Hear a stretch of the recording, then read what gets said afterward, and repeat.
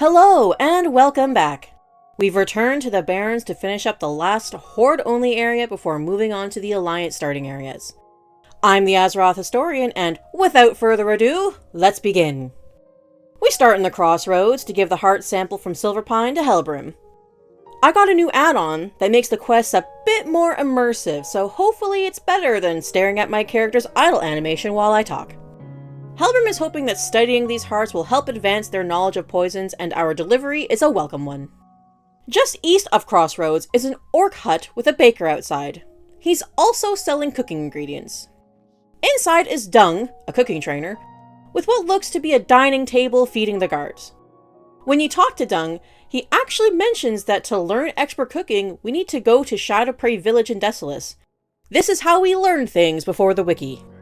We talk to Grub, who mentions that it must get pretty hungry out there in the Barrens.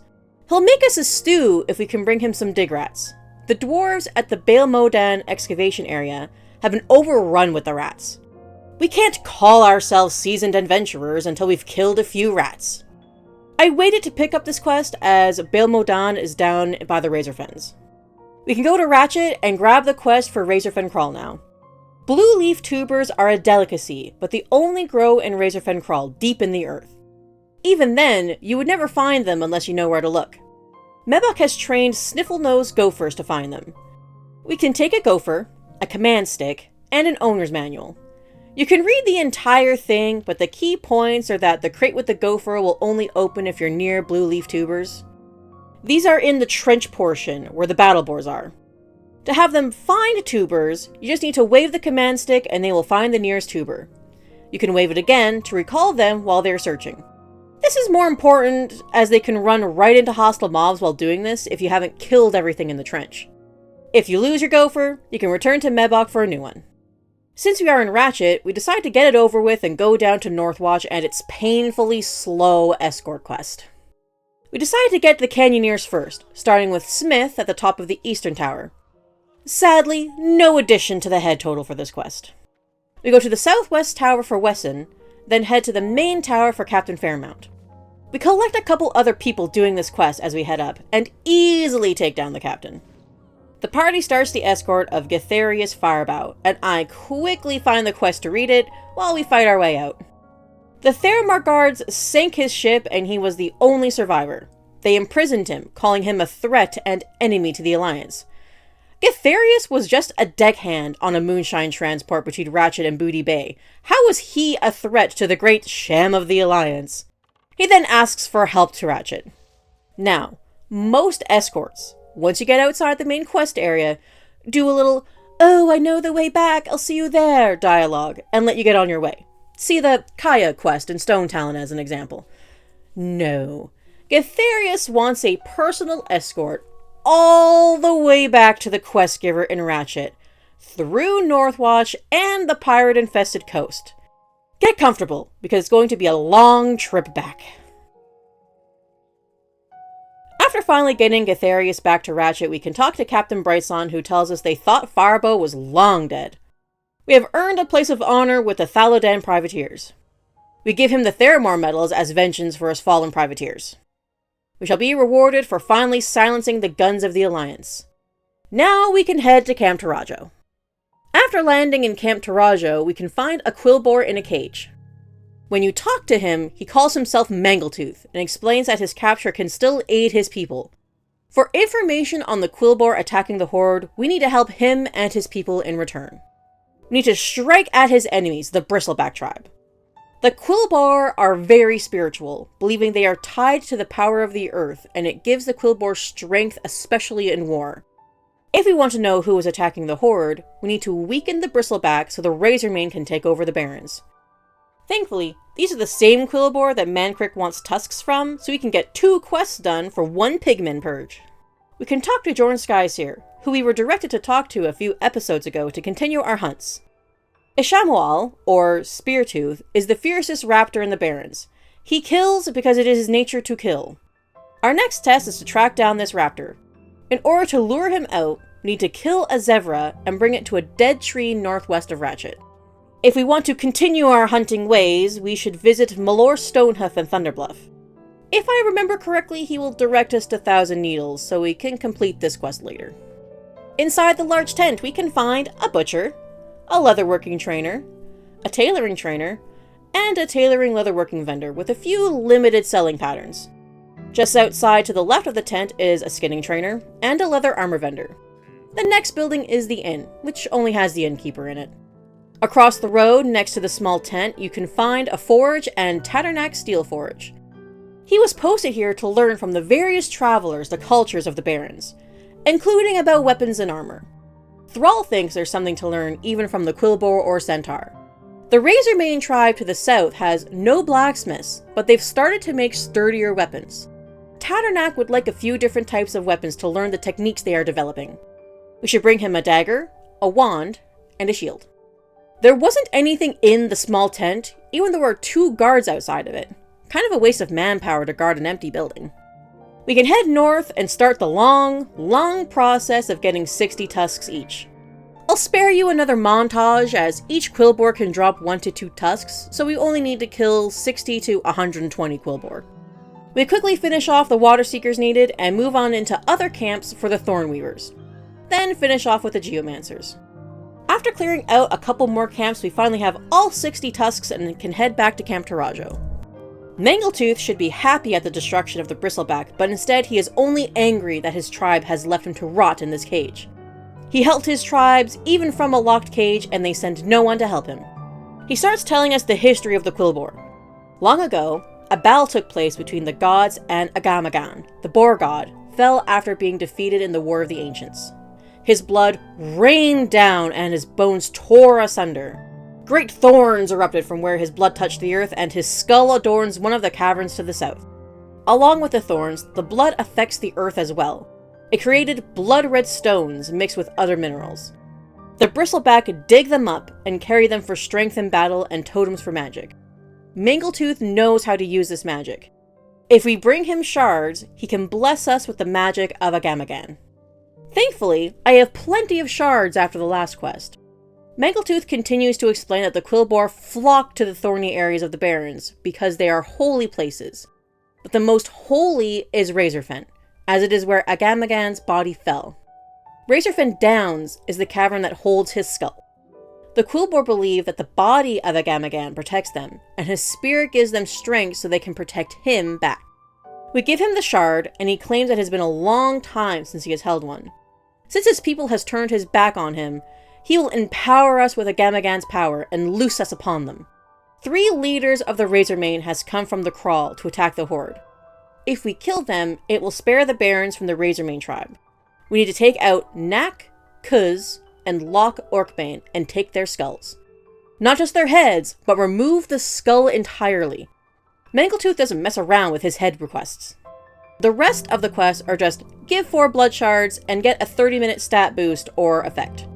Which can be very nice, especially as Razorhide is like the Druin Thorn effect and can deal extra damage to enemies. We can head to the crossroads and give Mancrick his 60 tusks. His desire for revenge still remains, but at least he can smile at the quillboar also knowing pain themselves. Oh boy, I feel like Mancrick's gonna be here amassing a small mountain of tusks until he accepts his wife's death. We head to Ratchet and head northwest. We can take out a zebra along the way and head for the large yellowish tree. We put down the carcass and the raptor appears. He goes down pretty easy, we grab the fang and head back to Camp Taurajo. Jorn says the fang we collected is merely a token, but represents we have taken Ishamuel's strength within ourselves. May we use it with temperance. Our next hunt is the great thunder lizards. The ground rumbles when they stomp across the plains. We can find them to the south, and we should take some blood as proof.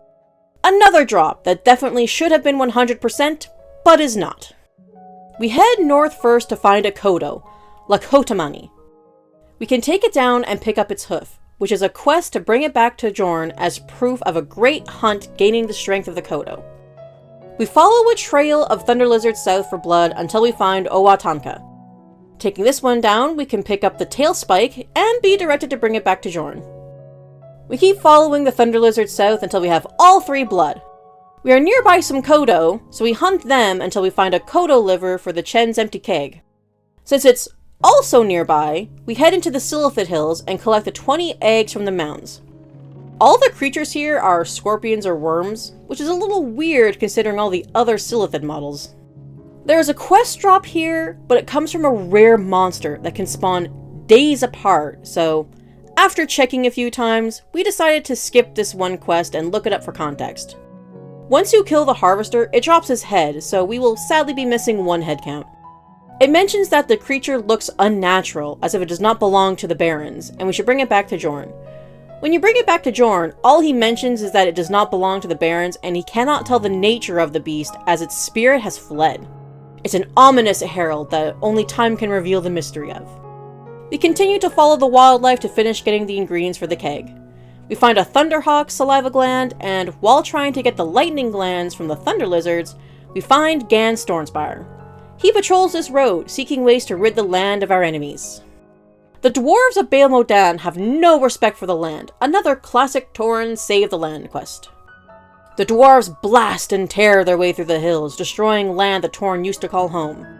After diplomacy failed, it's time for decisive action. We need to drive them out by force and bring the journal of the leader to Gan. Before heading to do that, we head back to the Thunder Lizards. While hunting them, we find Washtapani. Taking it out, we pick up a feather, finding it painful to the touch. We'll bring this back to Jorn as well. We finally get the 5 lightning glands and decide to head back to Camp Taurajo. Back to Jorn, I hand him the Thunder Lizard blood first. He is glad to see our victory without any broken bones. Our next target is the Thunderhawk. We need to find where one roams and bring back its wings as proof. We give him Loktamani's hoof, and he tells us this name means Earthshaker, as his steps are like thunder. He grants us courage to face any conflict. We give him Oatanka's Thunder Spike, and Jorn tells us this name means Blue Bolt, as his speed belies his size. It is said that lightning struck Blue Bolt, and fed of the sky's rage, the beast's energy has no limit. We give him Washtapan's feather, and he tells us its death can portend a great fortune or great doom. Its name means Spirit Biter, and it can bring neither or both. The pain we felt is the pain all feel when a great gain is gotten from a great cost, the pain of regret.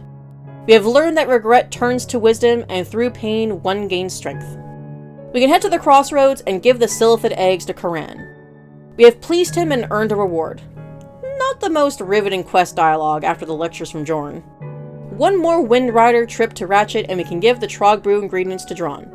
He knew we couldn't resist trying his brew. If we ever want any more, we can just bring him more ingredients. All this means is you can repeat the quest to get another reward of Trog brew. Back to Camp Taurajo, and we find a Thunderhawk just outside the camp. We grab a pair of wings and head back to Jorn. We give him the wings and he says we should be proud as we have bested every foe Jorn has set before us with strength, courage, and honor. True hunters forever strive to walk their path with pride. We have hunted the beasts of the Barrens and our spirit is strong. We must always be prepared. Mountains, swamps, nor sea should sway us on our hunt. We should find his sister Maran, as she hunts the beasts of the coast and can teach us. We should be wary, as she can be found on the coast held by humans, most likely by Ratchet. We head down south to start taking out the Razormane. We find Kuz right away and take him out. Head count is now 29. We can take out the quillboar around here for weapons of choice. We find the charred wand first. Then we find Loch Orcbane and take his skull, number 30. We find a shield on one of the soldiers. We take out Knack and a Razormane stalker, finding the Razormane backstabber and getting Knack's head, head number 31. Since it's just across the road, we can take out the dwarf excavators for Gan. The dig rats for Dig Rat Stew is also here. We take out the 15 excavators around the rim of the camp, then find the 5 foremen we need. While running around the pit, we get the 8 dig rats from the small critters around the place. In the very back corner, we find Prospector Kazgorm and take him out to grab his journal. We run back along the road until we find Gan. He tells us that many tauren lost their lives or homeland when the dwarves moved into Bael Modan. We give him the journal and Gan tells us he feels no remorse as the dwarf sealed his own fate by trespassing on the tauren's land. May it serve as a warning to others. Based on the journal, it looks like most of the digging is done with explosives or machinery. There is a pattern on how to make the explosives. Nitroglycerin, wood pulp, and sodium nitrate is kept in possession of the forces in Bael Modan. If we collect enough and bring them back to Gan, he'll make us an explosive charge. As you near Bael Modan, you can see a small tent in the distance. This has Feegly the Exiled inside. He seems to be upset that an item from the dig site was taken from him, called the Tear of the Moons. General Twinbraid locked it away in the keep, stating that it was cursed. Feegly wants the artifact back. Sure, why not? Let's go assault a heavily defended fortress, take out its leader, and bring back a cursed artifact for this clearly very sane individual. Each soldier has a chance to drop each item, so we can work on that as we head to the back of the stronghold. We can find General Twinbraid here, who was level 30, so best be careful as the rest of the soldiers are only 26 or 27.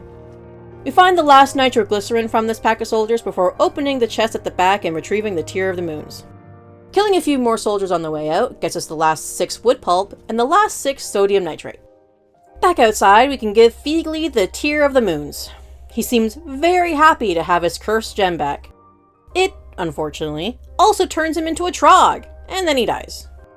I think I'll just leave that gem here. Just as a little bit of lore, trogs were the first creations of the Titans before they refined the design into dwarves. We can get more into that when we go to Uldaman, though. Back to Gan, he tells us that while the death of Khazgorm has delayed the digging, it won't stop it completely. While Bael Modan was built to protect the dig site, it is now poised as an offensive strike point. We give the ingredients to Gan so he can make a charge for us to help the dwarves reconsider coming to the Barrens. We're going to use this charge to blow up the flying machine in Bael Modan. Not only is the flight platform a key structure at the dig site, it serves as an icon of power and insult to the tauren. I guess only they are allowed to make tall stick structures. Well, back to Bael Modan. We can head up to the top of the flight platform and throw a stick of dynamite at it. It must have been a pretty strong stick as it instantly vaporized the machine, not even a screw left. Back to Gan, and he praises us as a defender of the sacred Tauren lands and a champion of his lost tribe. While we run back up to Camp Taurajo, we can find the Night Elf patrol that walks around here. Usually, low-level Horde avoid them, but we should be high enough now to take them out. The first attempt doesn't go well with the hyenas joining in, but we take out Thora Feathermoon before I die. I quickly run back so we can try again before she respawns. We find a slightly better position, ice block one and sheep the other. We take out Marcus Bell first. Hannah Bladeleaf comes out of the ice block, so we take her out next while Ardrell keeps the other sheeped. Then it's finally the last and most important one, Ain Swiftriver. Of course, a Thunderhawk joins in as well. Ain has a runed scroll with a quest. As this is the Night Elf Outrunner patrol, we should take this scroll to the rampart at the border of Ashenvale and find someone who would want it. Back to Camp Taurajo, we can talk to Tadernak, who is doubtful the Razormen have any knowledge of blacksmithing worth pursuing. We hand him the weapons we collected, and he's surprised to see how far along the quillboar are in weapon making. He quickly gives us a reward before moving to study the weapons, as we cannot underestimate our enemies. Thrall was impressed with our work with the Razormen weapons, and wishes for Tadernak to continue his efforts with renewed determination. He requires our help again. The kobold and Thousand Needles are carrying an unusual ore. He wants a sample of it to study. We will do this one later. We can head back to Mangletooth. He mentions that the orcs may think they know who is attacking them, but we will know the truth once I bring him the heads of the Razormen leaders. We give him the 3 skulls, and he says they should have killed him instead of leaving him here to this cage. We should bring Locke's head to Thork in the crossroads to show him what has happened to the Razormen tribe. He will continue to give us Agamagan's blessing as long as he is captured here. Back to the crossroads, we give Thork the skull. He confirms that Locke was the leader of the Razormen. The people of the Crossroads will do well to respect our strength. He thanks us as he thought a different quillboar was raiding the supply lines. We can go to the tower and give Grub the dig rats. He mentions that they usually leave the rats to rot for a few weeks before cooking, but he'll cook them now for us. Thanks for that. I find it funny that this cooking recipe requires apothecary gloves. We can now fly to Ratchet and head to the coast. You can find Maren on this little ridged outcropping next to Islan Waterseer, who is part of the Water Totem quest for Shaman. We can talk to Maren, who gives us her respect as we have earned Jorns. The Grand Isha Awak is the Lord of the Waters. He has consumed many of the humans along the coast. He is a worthy challenge and honorable prey. He's also known as the Deep Doom. One search along the coast later and we find him nearby Northwatch. We easily take him down and grab his heart. I suppose he was just a shallow nuisance in the end. Back to the coast camp, I briefly admire the hanging shark on the tree. I don't know why the Horde is obsessed with hanging sharks off things. I don't think there's even any sharks on this coast that I remember. We give Modan the heart, and his spirit is now with us, lurking in our eyes. This seems to have concluded our adventures in hunting all the wildlife in the Barrens. We only have one quest left, to bring the scroll to the Ashenvale border.